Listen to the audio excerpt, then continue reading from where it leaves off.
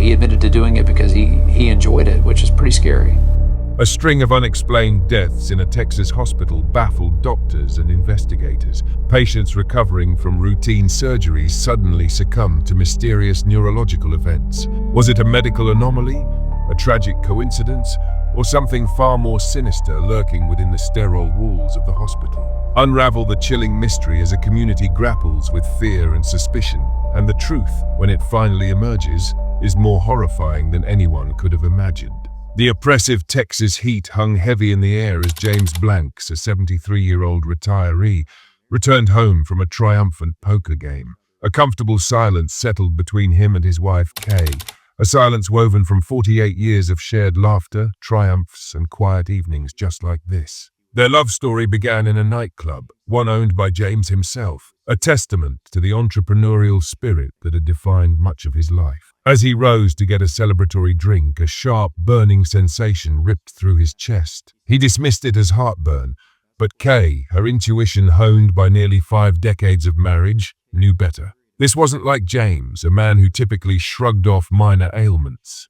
A knot of worry tightened in her stomach. She insisted he get checked out. Christus Mother Francis Hospital in Tyler, Texas, became their next destination. The sterile, brightly lit emergency room was a stark contrast to the cozy familiarity of their home. After a battery of tests and a thorough examination, the doctor delivered the news. James needed cardiovascular muscular surgery. Fear gnawed at Kay, but she pushed it down, reminding herself that this was a relatively routine procedure, especially in 2017. The potential benefits far outweighed the risks. James, ever the pragmatist, agreed to the surgery. The surgeon, confident and reassuring, informed Kay that the operation had been a success. Relief washed over her, a fragile wave against the tide of anxiety that had been building within her. James was moved to the Cardiovascular Intensive Care Unit, CVICU, a place of constant beeping monitors and hushed whispers. Kay sat by his side, holding his hand, whispering words of encouragement. They talked about their future, of the trips they would take, of the joy of simply being together. As the day wore on, Kay, reassured by James's stable condition, kissed him goodnight, promising to return in the morning. The thought of him recovering, of life returning to normal, filled her with a fragile hope. But the night held a cruel twist of fate. An unforeseen neurological event, a sudden and devastating stroke, silenced James forever. The ringing phone shattered Kay's sleep, the nurse's voice a harbinger of unimaginable grief. The hospital had done everything they could, but James was gone. Kay's world imploded. Just hours before, he had been recovering, talking about their future. Now, silence. A silence so profound it echoed the emptiness within her. Our lives were so together, she lamented later, the image of a lone bookend, its partner gone, a stark metaphor for her loss. Months crawled by, each one a painful reminder of the gaping hole in her life, the unanswered questions surrounding James's sudden death. 7 months later, the CVICU at Christus Mother Francis Hospital admitted Ronald Clark, a 68-year-old man in need of cardiovascular surgery. He passed the preoperative evaluations with flying colors, deemed healthy and prepared for the procedure. The surgery, like James's, appeared to go smoothly. Ronald awoke, conversed with his daughter, making plans for her visit the following day. But once again, the night brought an inexplicable tragedy. Another unexplained neurological event. Ronald was reintubated, stabilized, but ultimately he too succumbed, another victim of a silent, unseen assailant. The similarities between the two deaths, while unsettling, were not enough to trigger alarm bells. Time, the great healer, began to dull the edges of suspicion. Then came Christopher Greenaway, a vibrant 47-year-old, the picture of health. He was scheduled for a routine coronary artery bypass grafting surgery, a procedure the hospital staff considered straightforward. His recovery was textbook perfect. He was awake, alert, even requesting a steak, eager to get back on his feet. Confident in his progress, his nurse stepped out for a quick lunch. Christopher was left in the care of a colleague. Minutes later, the chilling shriek of a code blue alarm echoed through the hospital corridors. Christopher's room number followed, a grim announcement of impending doom. The nurse rushed back, his heart pounding in his chest, a sense of dread washing over him. The frantic rush to stabilize Christopher,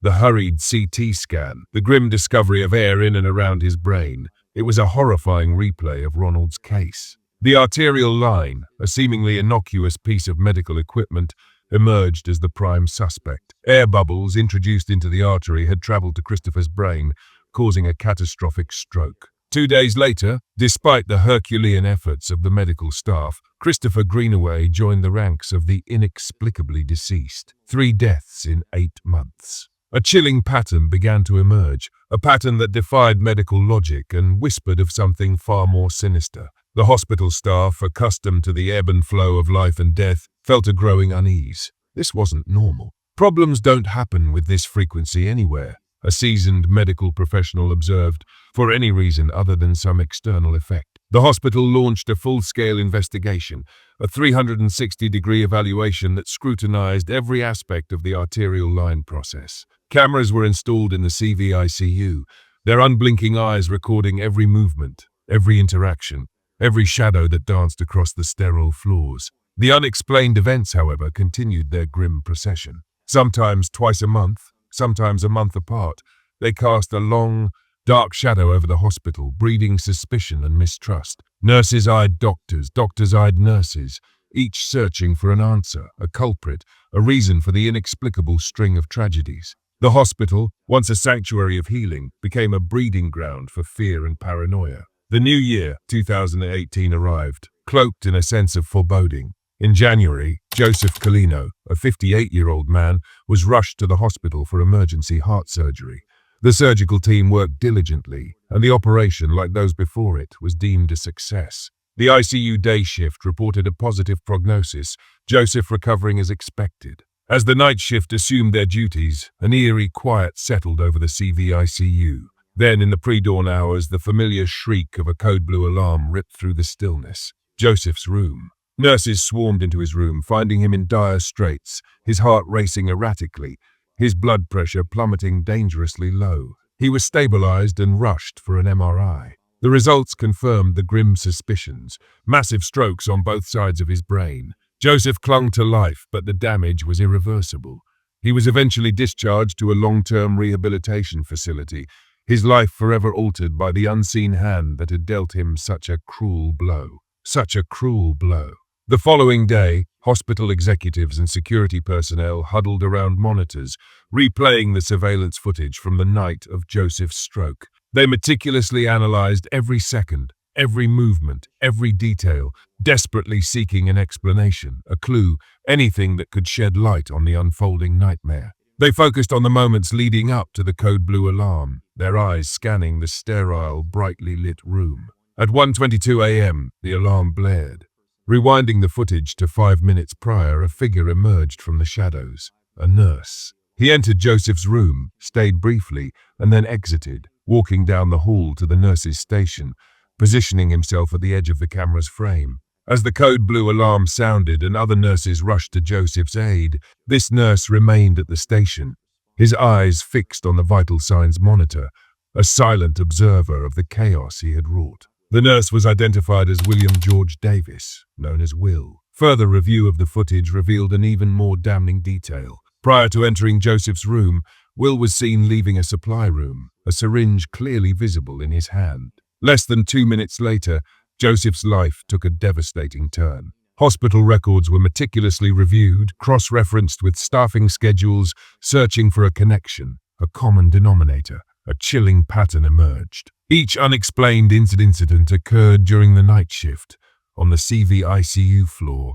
on nights when Will Davis was on duty. 2 months prior to Joseph's stroke, Pamela Henderson, a 63-year-old retired nurse, had suffered a similar fate. She had undergone a successful surgery, was recovering well, chatting with nurses, engaging with the world through her iPad.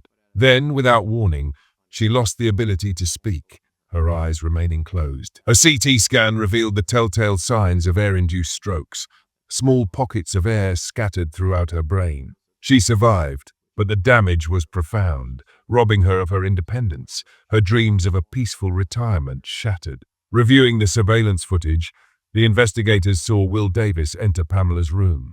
Moments later, her life took an irrevocable turn. The hospital administration, armed with this devastatingly clear pattern, suspended Will Davis, pending a full internal investigation. The question now shifted from what was happening to who was responsible. And the answer, it seemed, was staring them in the face. The investigation into Will Davis began, peeling back the layers of his life, searching for the roots of this unimaginable darkness. He was born and raised in Longview, Texas, in what appeared to be a stable, loving family. He excelled in school, played football, was known for his charm and humor.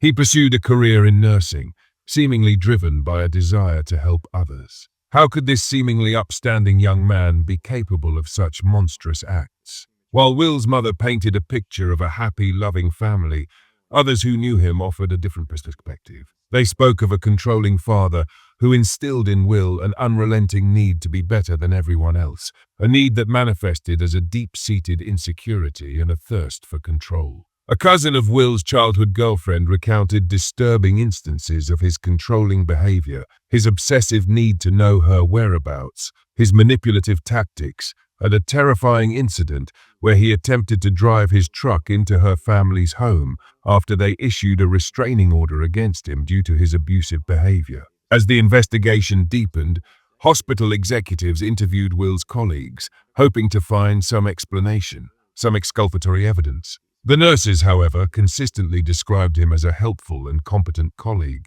One nurse, however, recalled a disquieting incident where Will was seen in a patient's room with a syringe near the arterial line. This seemingly insignificant detail, coupled with the mounting evidence, added another layer of suspicion to the growing portrait of a killer hiding in plain sight. On January 26th, Will Davis contacted Deb Chalet, the hospital's associate vice president. His voice, usually brimming with confidence, now trembled with anxiety. He spoke in cryptic fragments, hinting at his knowledge of the incidents, but stopping short of a full confession. My mind is baffled by this whole thing. I've never been in a situation like this before, so I guess I'm kind of confused and I don't know. I don't know what to say, really. So, am I the only one that's being done like this, or is there other people, or is that I just don't understand it? Yeah, and so that I can't respond to. I can't really give you any additional details at this point. I can tell you that everybody is committed to getting the investigation done very, very quickly. Deb, bound by protocol, urged him to maintain confidentiality and to speak only to human resources. I know the situation here is totally off limits, but I didn't know in general if I just not talk to anybody from the hospital period, regardless of what it is, or... Yeah, no, right now I think you need to refrain from talking to anyone. HR is always open for you to talk to. That's the only person that you're okay to talk to right now, though. Okay? Okay. All right, thanks, Will. Bye-bye. Thank you. 4 days later, Will was brought in for a formal interview. He recounted his actions on the night of Joseph Colino's stroke, painting a picture of a diligent nurse simply performing his duties.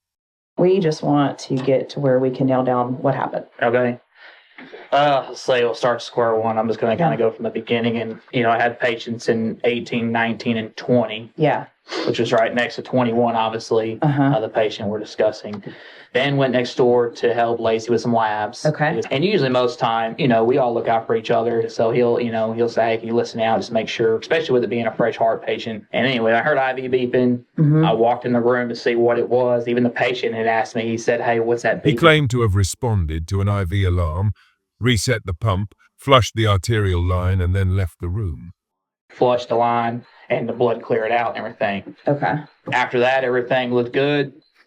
I walked out of the room, and that was all I did, When there were good intentions, did everything I was supposed to do that I would normally do with any other patient, or even my patients for that matter. How quickly do you feel like you were at his bedside once you knew something was going on?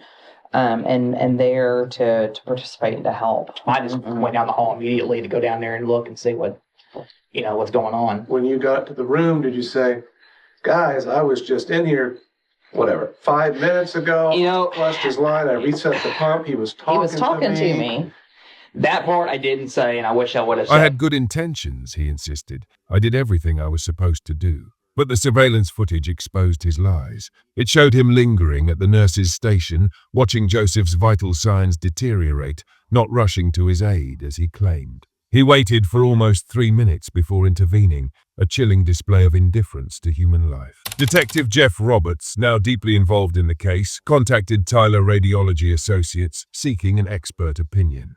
Dr. Charles Crum, a neuroradiologist, stepped forward, agreeing to review the medical records of the potential victims. Dr. Crum's analysis was a turning point in the investigation. He deciphered the complex waveforms of the patient's blood pressure readings, identifying the precise moments when air was introduced into their arterial lines. These sudden, flat plateaus in the otherwise rhythmic patterns were the unmistakable signatures of Will Davis's deadly interventions. The timing of these plateaus correlated precisely with Will's movements captured on the surveillance footage. The evidence was now irrefutable. With a search warrant in hand, detectives descended upon Will Davis's home, seizing computers, cell phones, and other digital devices. Forensic analysis revealed a treasure trove of incriminating evidence. In a text message exchange with a colleague, Will had joked, "Try not to kill anybody." The nurse's response, "They don't call me the closer for nothing," now took on a chillingly prophetic meaning.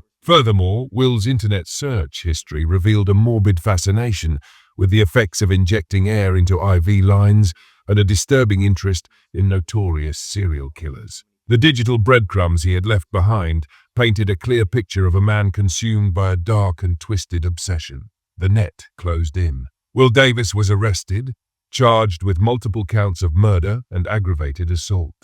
Extend it for me. Need you to turn around for me. Put your hands right here. Listen up. We're going to put these on you. News of his arrest sent shockwaves through the community, reaching the ears of Kay Blanks, who immediately recognized the chilling parallels between her husband's death and the unfolding horror at Christus Mother Francis Hospital. She contacted the police, desperate for answers, for justice. While the evidence ultimately wasn't sufficient to charge Will with James's death, the knowledge that his killer had been brought to justice offered a small measure of solace. The trial of William George Davis began in September 2021, captivating the nation with its chilling details and the sheer scale of his crimes. He faced the jury of his peers, his once charming demeanor replaced by a stoic mask, his eyes betraying no emotion as the prosecution laid bare the horrifying extent of his actions. Medical experts testified, explaining the mechanics of his deadly injections, how the introduction of air into the arterial lines caused catastrophic strokes, irrevocably damaging the brains of his victims. Victims who survived his attacks, their lives forever altered, recounted their harrowing experiences, their voices trembling with a mix of fear, anger, and profound sadness. Throughout the trial, Will remained impassive, showing no remorse, no outward sign of the darkness that lurked within. After 2 weeks of testimony, the jury delivered their verdict, guilty. William George Davis was convicted of the murders of John Lafferty, Ronald Clark, Christopher Greenaway, and Joseph Kalina. He was also linked to the deaths of Perry Frank, James Sanders, and James Blanks, though insufficient evidence prevented formal charges in those cases. During the sentencing phase, prosecutors presented evidence of additional victims, patients whose lives had been tragically cut short or irrevocably altered by Will's insidious actions. He was accused of attempting to kill Gary Parker, Pamela Henderson, Ricky Glenn, James Wages, and Jesus Serrano. The judge, acknowledging the gravity of his crimes and the immeasurable suffering he had inflicted,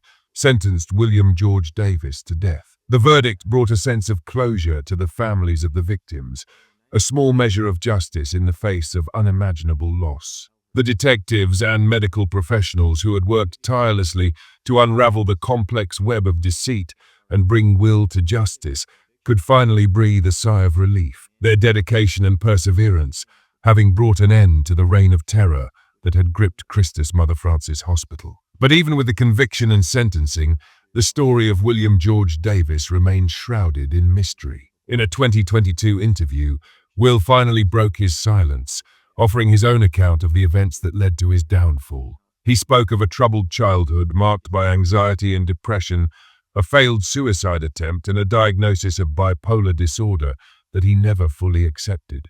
My suit wasn't tailored at time. I'm sorry. One thing I really wanted to talk to you about was, your childhood. I think that was maybe one of the first times that you started feeling a lot of anxiety and depression. I had a lot of depression in the fall of 2002. Went to Kilgore College. I felt like there was no hope in life. I didn't know what I wanted to do for a career. I went to the doctor at that time for that. And he had prescribed me, I guess, SSRI for depression. And then I wasn't on it very long. And after that, and then that's when I tried to run my truck into a tree, committed suicide, and had just a bunch of different acts like that weren't He good. described the crippling financial pressures he faced, the mounting debt that suffocated him, and the desperation that drove him to his first deadly act. He blamed the sexual side effects of his antidepressant medication, Lexapro, which he claimed he stopped taking just months before the first incident. I'm going to be honest, I'm horrible when it comes to finances. When I became a nurse, I already had built up debt. I paid my bills on time. It's just what the problem was over time, I started suffocating myself with so much stuff where I'm just like basically paying the minimum payment just to keep my credit good each month. You're just overwhelmed, stressed. You think there's no hope. There's no way out of this. How am I going to, what have I done to myself? Well, I was taking Lexapro for depression, and then I stopped taking the Lexapro about April of 17. I was having sexual side effects from it. And so it was very hard as a man. Your pride, your confidence, everything, it's like, oh my gosh, what in the world's going on? It's like, and so I stopped taking it. He recounted the night of his first victim, James Sanders, describing a dissociative state, a feeling of detachment from reality, as if he were watching himself from outside his own body. He spoke of the exhilarating force that surged through him as he injected the air, a perverse sense of power and control that quickly became an addiction. The first incident was, I think, June 15th. But prior to that, I had gotten called off a couple different times. And I thought, okay, well, I'm going in overtime. They need to call me off, let somebody else go in. So I thought, okay, well, that's fine. But then when I got to work, the next time I go to work, my coworkers would say, hey, Will, what were you at last night? It's upset. Well, I got called off. I was, they said I was going to be in overtime, so they had to call me off. And they said, well, man, we could have used you last night. We got hammered, they were basically stressed out, low staff. So I'm like, so it just started building in my mind. Like, it really made me, I got really angry. My coworkers are sitting here struggling. The first, like I said, started in June 2017.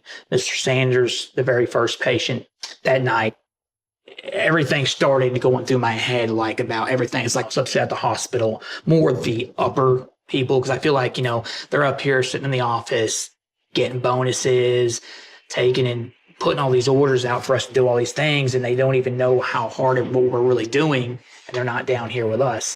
I had to go check a blood sugar. He was on an insulin trip. And when I went in there, it's like I didn't even see like the patient, Mr. Sanders. I didn't even see Mr. Sanders. It's like Mr. Sanders is there, but my head is somewhere else. I had a flush in my pocket. I had to check a blood sugar, so you have to use the arterial line for that. I took the syringe. How to explain it exactly?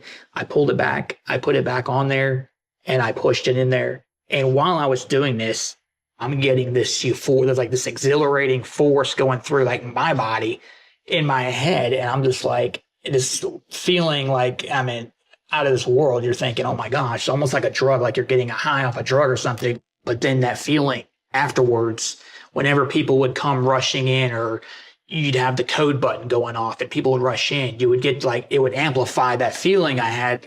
It gave me this control, the power, that euphoria that went through, that exhilarating rush that goes through your body. After Mr. Sanders, the next night was Mr. Lafferty. I would walk in, go in, do the same thing. And even afterwards, having that peace and that calm, it's like I didn't worry about bills. I didn't think about money. I didn't think about the stresses of life. It was like I just kind of relaxed. But then thereafter, it really became more of an addiction. It's horrible. I don't even like talking about it. It's horrible. He confessed to the mercy killing of a 96-year-old patient in 2016, an act he claimed was motivated by compassion, but which, in retrospect, he believed opened the door to his subsequent crimes. There was the 96-year-old elderly lady in 2016. I did fail to mention her. Now, that was more of a mercy thing. She was 96. She was a DNR, do not resuscitate. She was basically end of life. It's hard to sit there and watch her suffering. So basically, I gave her potassium chloride to stop her heart. I gave her pain medicine so she'd be comfortable. I shouldn't have played God. I should have done that. That was wrong. But it was hard watching her suffer. I do believe that maybe by doing that, it might have opened a door that I shouldn't have opened. He expressed remorse, spoke of finding God, and professed his belief that he would go to heaven. And this is my last question. You mentioned it earlier, but do you believe that you're going to heaven? I do. I've been, I feel like, Jesus, I've turned my life around back to him. I focus on the Lord, and he's forgiven me. He spoke of finding God, of seeking redemption for the horrors he had unleashed. But even these pronouncements were met with skepticism, shrouded in the shadow of his manipulative past. Will's confession, while offering a glimpse into the twisted workings of his mind, failed to provide a definitive motive for his horrific acts. Was it financial pressure, mental illness, a thirst for control, or a toxic combination of all three? His words, carefully chosen and delivered with a chilling calmness, left many wondering whether his remorse was genuine or simply a calculated attempt to manipulate public perception. The true motives of William George Davis, the angel of death, who stalked the halls of Christus Mother Frances Hospital, may forever remain a chilling enigma. During the sentencing phase, a jail phone call revealed Davis's admission of causing patient deaths in what he described as accidental acts to prolong ICU stays for financial gain. But I need to know, was there even the slightest bit that what any of the prosecution side was true about you? Anything with any kind of intent? No malicious, nothing. You can't, so even if you can't admit it to yourself, we're not looking to give yourself an answer, but we need something for your kids. I'm not gonna lie, I couldn't afford to be off. I couldn't afford to be called off, and I tried to make sure people stayed ICU a little bit longer, just a little bit longer, so that our numbers would work out, so that I could work. The story of William Davis, however, doesn't end with his conviction. In a disturbing turn of events, just this year, reports surfaced of alleged harassment of the jurors who had sealed his fate. His defense team, in their pursuit of an appeal, crossed ethical boundaries, contacting jurors incessantly, refusing to accept their requests for privacy. Some jurors reported being contacted at ungodly hours, their workplaces and even family members harassed. Judge Austin Reeve Jackson, denouncing the behavior as shocking and totally inappropriate, issued a court order prohibiting any further contact with jurors without prior court approval. This latest development adds another layer of complexity to the already chilling saga of William Davis, raising questions about the lengths to which some will go in pursuit of their own agendas, even if it means further victimizing those who have already suffered immensely. The case of William Davis serves as a stark reminder of the importance of vigilance, of questioning the inexplicable, and of holding those in positions of trust accountable for their actions. It underscores the need for robust oversight within healthcare systems and the critical role of investigative journalism in uncovering the truth, no matter how disturbing. But perhaps most importantly, it highlights the devastating ripple effects of such heinous crimes, extending far beyond the immediate victims to their families, the community, and even those tasked with delivering justice. It's a chilling reminder that evil can lurk in unexpected places, often masked by a veneer of normalcy, and that we must remain ever vigilant in protecting the vulnerable and ensuring that justice is served. It's a story that must be told, not only to honor the victims, but to raise public awareness and prevent such tragedies from ever happening again. We must learn from the darkness so that we can better illuminate the path towards a safer and more just future.